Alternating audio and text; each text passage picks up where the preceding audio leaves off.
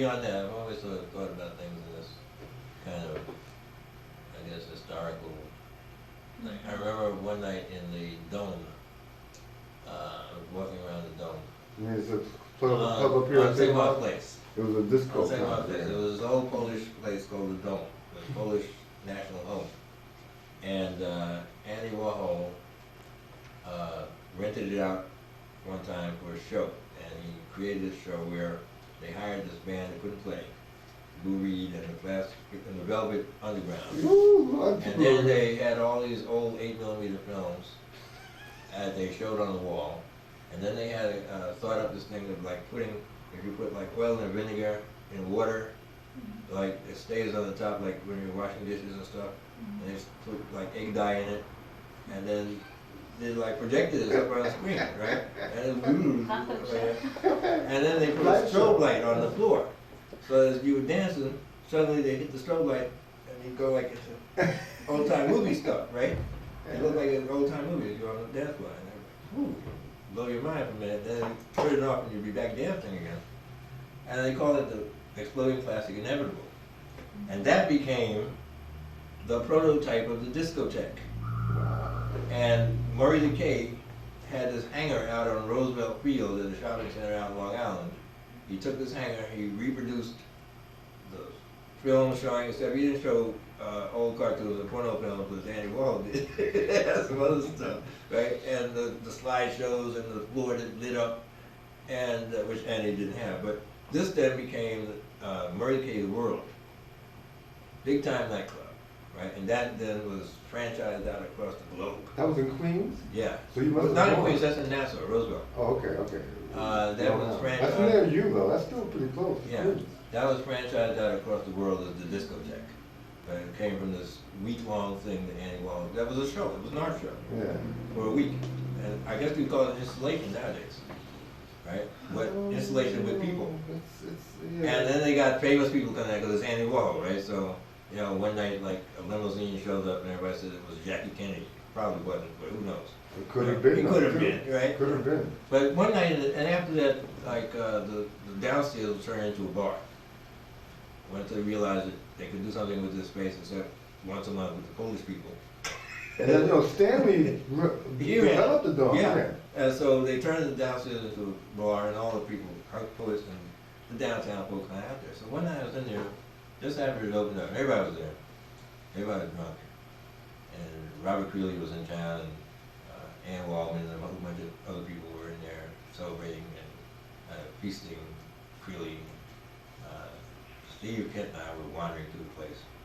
And that night I found in the subway this little deaf-mute card, right? That said, you know, I am a deaf-mute, please help me out. You know, so okay, I think that's what I'll do tonight. So we went there, and I went from table to table and put out my little card. Who gave you some money? I went to the bar.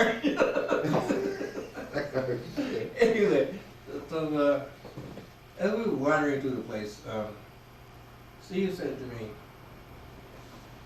he said, I wonder who is going to document all this shit? Mm-hmm. I said, probably nobody. Mm-hmm. But you don't need to ask the question because we always will, right? And we're artists or writers, we will always document this. Some will do it different ways, right? There's some poems that came out of there that do a real good job of saying what that moment was. And there's undoubtedly some article, and John Gruen's book, right, The New Bohemian, does it in a very kind of stodgy way, but it gets done. But I think that's, I think in terms of precursors to what is happening at this moment. That's just the way I have been taught to think. I like to think that way. I like to see that what we're doing is part of something bigger than this particular moment. I have another question about voices. What you imply is also that you're interested in the voices that could be forgotten or that have been forgotten, intellectual voices or And you mentioned that Baraka was dominant in the black arts movement in the 60s, or it became dominant. I would like to know how this happened and what happened to the other voices, because you had a voice and David had a voice, and how, yeah. what Baraka happened? was, first question first. I'm interested in the people that might be forgotten or left out of the picture because of my training by my parents and the Black Nationalist view of life. I am dismayed that there are young scholars today whose name J.A. Rogers was some kind of folklorist. J.A. Rogers was an autodidact scholar who traced African American history from antiquity to the present. And his whole purpose was to show how ridiculous the racial situation in the United States was by presenting history. Right? And was part of a community of autodidactic scholars from Harlem. Exactly. Who were very powerful people. Exactly. Yeah. And he was part of the UNIA, the Garvey movement, and all that. So I have taken it, been taught by my parents that that's part of my job, right? Is to never let those folks be forgotten. The ones that they're trying to shut up is the ones I'm supposed to pay attention to and bring their name back into the conversation again and again. The other part of the question, why Baraka? Baraka was the most public figure of the Black Arts Movement. He was the most famous. Baraka did amazing things. Like, for example, he published Lose People, Dead Lecture, book of poems, Lose People being a musicological history, sociological musical history, and had a hit play, Dutchman, all simultaneously, 1963-64. His name was a public name, everybody knew about him, so he became the prominent figure of this movement. He put his picture on the front of the magazine, people picked up the magazine. The ideas that he was presenting very often came from Askia Muhammad Touré or Archie Shepp. But they didn't have enough public attention that anyone would have paid attention had they been the one, the person presented as a spokesman. Or Calvin Hicks. Calvin Hicks, right. Other voices in other communities too. I mean, Eugene Perkins in Chicago. In Chicago, Haki Madhubuti, the most prominent poet. Certainly not the best poet in Chicago, but had the kind of public persona, right? The tall, handsome, pretty guy. Big afro. And people were attracted to him, and the ideas that he's presenting, some of them are coming from other places too, but when Haki Madhubuti presents them, people pay attention to them. But he was known as Don Ali then. Yeah, right. Nikki Giovanni, same thing, right? Very attractive, very well known to the public, but there are other poets, Carolyn Rogers, so many others who are contributing their ideas to what became the Black Arts Movement. Does that make sense? Yeah, was it because they like to appear in media, or the media, how can I say, did they pay more? Did it mean more to them to be in the media than to other people, or? That I don't know. Yeah. It had something to do with More media. to who? I don't know. I mean, that certain, or would you put it down to charisma, or? Well, charisma, I think, but certainly I know that Nikki Giovanni enjoyed being, quote, the princess of black poetry. I think when she had her conversation with Margaret Walker, it was probably more important to listen to what Margaret Walker was saying. But the book sold because it was Nikki Giovanni talking to Margaret Walker. Let's be honest. Yeah. That's why people bought the book. And of course, she did that breakthrough album, Atlantic, which is a hip-hop precursor. With some gospel choir. Yeah. She reciting her poems with the gospel choir behind her. Yeah, she was reciting, yeah. Yeah, which was kind of a bold move at the time. Oh, yeah. In choosing the gospel choir, I'm saying. Because everybody else was doing it with jazz. And most of our poems were denouncing the church. I remember in Houston, because we were working at the Black Arts Center in Houston, it was very embarrassing when you had these poems talking about how backward the church was. Then we had to go over to the Reverend Lawson and beg him to use the parish hall so we could have So we got a program.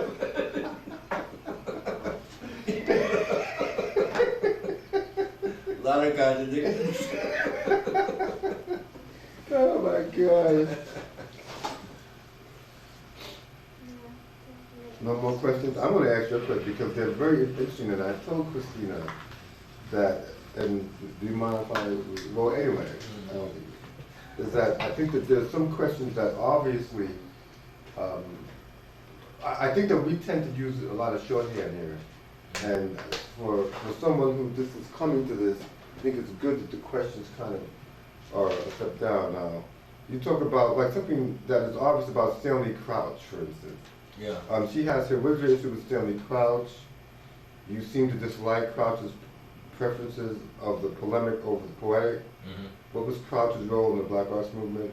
What do you resent about Crouch? You know, which I think is yeah, a very that's a valid good question. Yeah. Stanley Crouch began as a poet, and there came a period actually when everybody actually wanted to be a poet. It suddenly became glamorous to be a poet.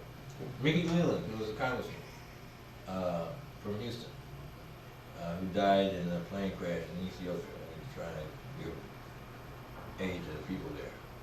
That was after the Eritrean, Somalian, Ethiopian wars. Mickey Leland started out as a poet in the 1970s at Texas Southern University, and later actually got the congressional seat that Barbara Jordan had had. Right? So there was a point when it became fashionable to be a poet in the late 60s, as the Black Arts Movement picked up all the steam, right? And that's the point I think when Stanley Crouch, having been supposedly a jazz musician, and I guess nobody was calling him for the gigs, so then he rebirthed himself as a poet. And he wrote some poems, you know, according to the catechism of what a black artist poem should sound like. And he went around reading that stuff, and at some point realized that he could make more money, you know, like being like Clarence Thomas. You know. So he turned himself into that, you know, and now he's kind of like an intellectual Ken Hamlin.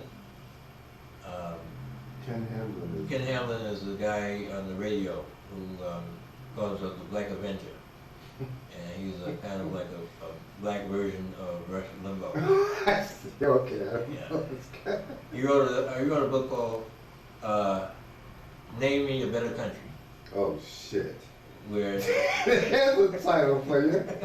Where, in other words, all the people that are complaining about the United States and things that are wrong here, his answer is name me a better country.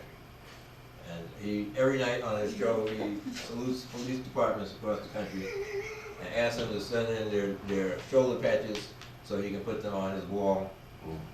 He reads off the latest shoulder patches he got from like the Constable's Department in Chillicothe, Ohio, and Podunk Police Auxiliary, you know, patch or whatever. So Stanley Crouch is kind of an intellectual Ken Hamlin, I would say, an artistic Clarence Thomas. Except for the difference is Clarence Thomas doesn't say anything, and Stanley Crouch never shuts his mouth.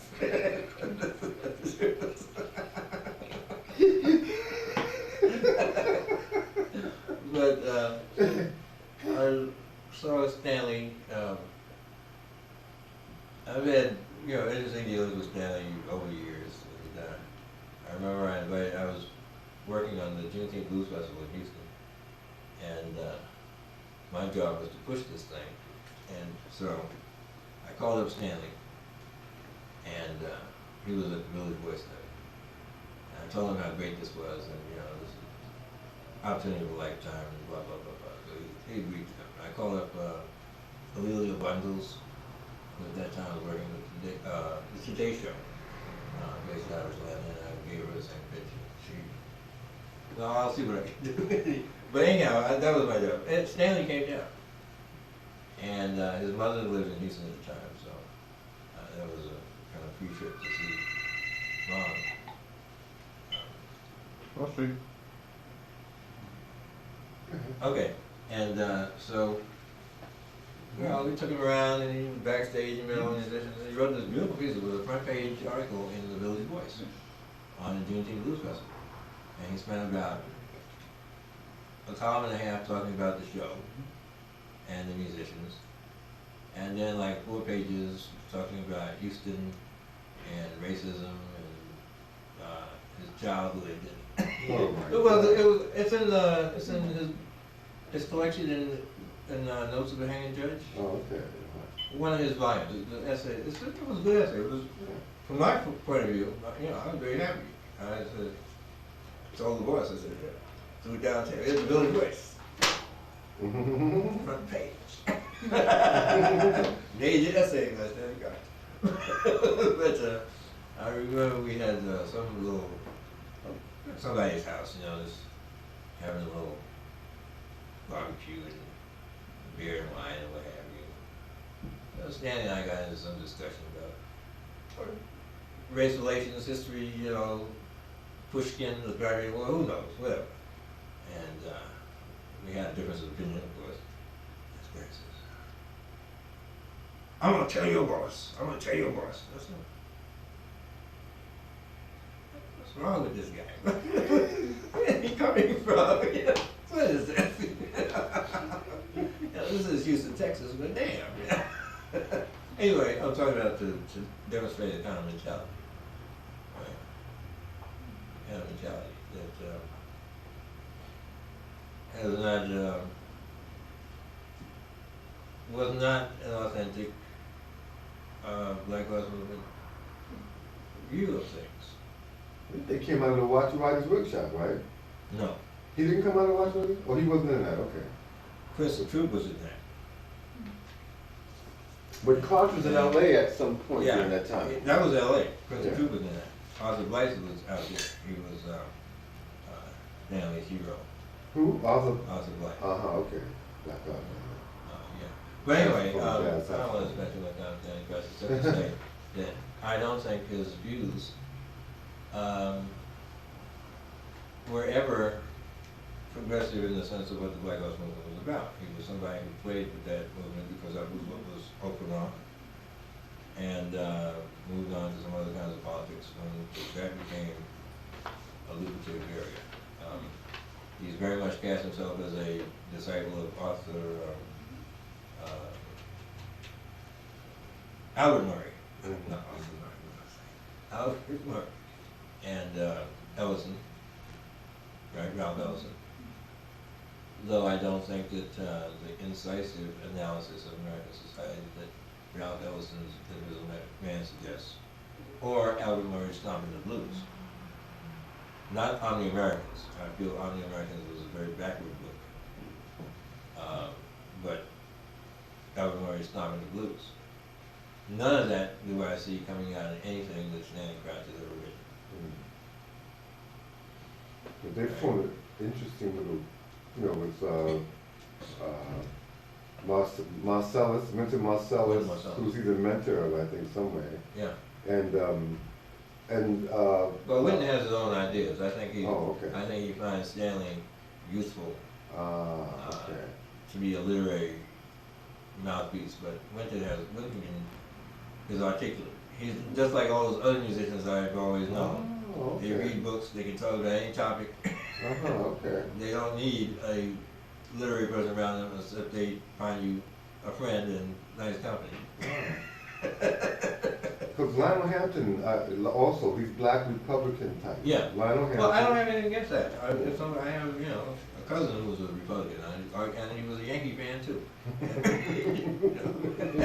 We had lots of problems with each other. Gosh. But no, there's nothing wrong with that. I think, for example, George Schuyler was a conservative, and that's part of his life. But George Schuyler, from the very beginning to the very end, was a satirist and was able to look at American society and tell you what was wrong with it. Right? He might not have had the same solutions that other people proposed, but he had no illusions about what was wrong with the society. And you can be a conservative and see the problem with the society as well. You decide what is there that's supposed to be conserved. It's not just find a better country, which is the attitude that you get from Stanley Crouch. And he had the vulgar poetry book and album Yeah. with the title Ain't No Ambulances for No Niggas, Nigguhs, tonight, which is just, Well, you think maybe this has something to do with coming from like Compton, California? totally, that was a very vulgar type book. But Yeah, anyway. well, I think there are many voices, right? And there are many political points of view. Some of them I take seriously, some of them are seriously articulated. I don't find that Stanley Crouch is to be that. And I think, again, our paths cross from time to time for various reasons. He was at the Texas Book Festival, and I remember that committee, and I think I was happy to have him on the festival, and I wasn't going to say don't invite him. I knew that he was going to bring a huge audience, which he did. And part of our purpose is to have people come to the thing, right? So, hey, the people are smart enough to listen to what he says and make up their own mind. I'm not a commissar to say Stanley Crouch did not have a forum. He should. People should be able to listen to him and understand the shortcomings of his argument. Hopefully, yes. Mm-hmm. Another question here. We'll talk about the griot. You use the griot. As a model? Yeah. Yeah, let me African American poet. some water in this. Oh, sorry, man. I'm supposed to be filling you up, man. Okay, drinking all the water, man. That's for you. Thanks, that's good. You want some water, Christine? Here's a cup. What about you, Alex? Okay, thanks. All right. I think the griot is an interesting concept. It comes from West Africa, and the notion that these are musicians and poets, performers, oral historians who memorize the history of the people, and they cast it into poems and songs and narratives, and are paid for their performance. You know, when you're having a family event or civic celebration, you invite them and you ask them to present the relevant history. That's what they do. I think it's like in Europe you would have, they're entertainers and they're historians, right? So in Europe you have in the Middle Ages you would have the troubadours, who were singers who went from town to town and court to court and performed for the people, or those who could pay, right? Who wrote love songs to order. You know, that's the same kind of tradition. This one being African.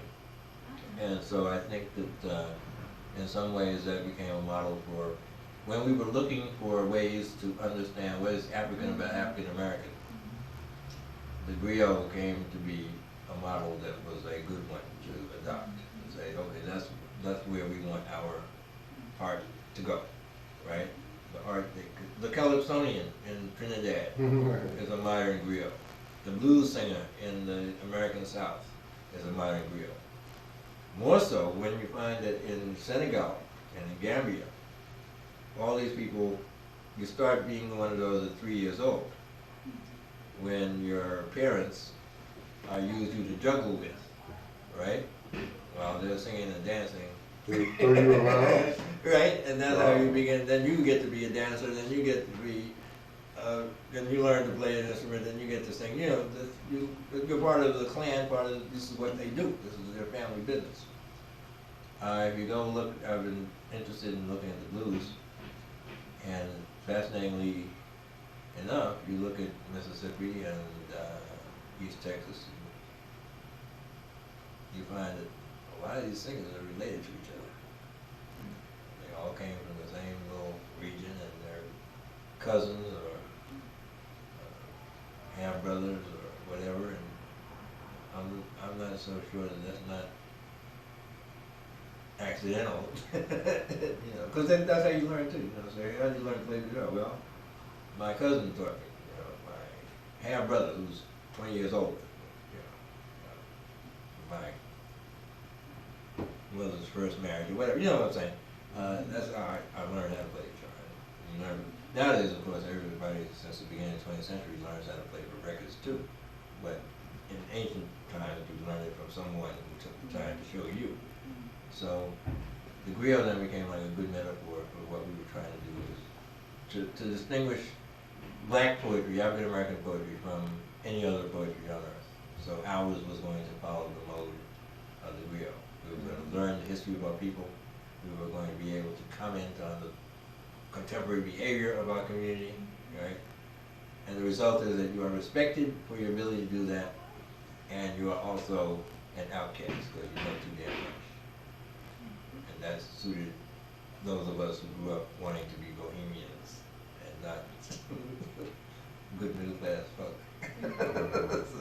So this was an acceptable way to be a bohemian, right? Because you chose to be different, right? Did that concept also involve improvisation? Yes. How did the improvisation show in the poetry? I mean, that's a big question, but... The model being jazz. The model being jazz. So our poetry was modeled on jazz, and therefore the notion of improvisation. The griots that you hear from Senegal, and there's some interesting recordings of them. There's one that lives here in the United States, the most famous in the United States, Fode Musa Suso. Used to live in Chicago. Now I'm not sure where he lives, but he made a lot of interesting records. He made a record with the Kronos Quartet. Oh shit. And they toured together and made this interesting recording. Wow. Collaboration. So their music too is like, since it's all memory work, right? It's a narrative like the Odyssey and the Iliad, which Albert Lord from Harvard studied as oral traditions of the epic. It's this endless story that has a formula, and within that formula you improvise. You choose, just like the preacher does. You got the whole Bible, all 66 books. What's happening in the community this week? That will tell me what verse and chapter will be the source of my sermon for Sunday. Now I'm supposed to know the book well enough so I can pick one that will signify or comment appropriately on what's going on with us. So that's the improvisational aspect of what the griots in West Africa do. I did a little workshop at Naropa University this summer, what we call the Poetics of the Griot. Of course, I don't know French very well. I have no knowledge of Wallop or anything else. So we just sort of like looked at some books about the anthropologist books and listened to some recordings and then did our own thing based on what kind of inspirations we got from that that framework of composing stuff. Kind of like ethno-poetic kind of. Yeah, kind of. I think I've always kind of looked at it that way. I remember, I think that's just the way I'm aware right now that other people keep stuff very carefully, and I feel really awful because if the stuff, is kind of a record of your life and what you've done, I am aware right now that a whole bunch of my life has been thrown away, literally. That's like stuff for like about 10 years in Houston, that through one move and another move, it's gone. And every day I think of something I need to put my hand on, I realize that's at the dump. So I'm concerned about that. But even